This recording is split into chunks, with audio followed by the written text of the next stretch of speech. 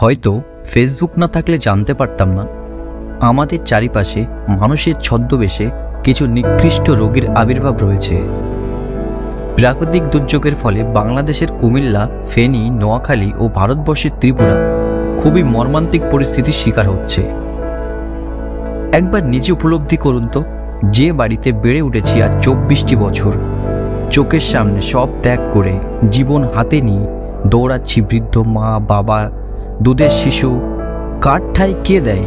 লক্ষ্য একটাই, জীবন বাঁচাও।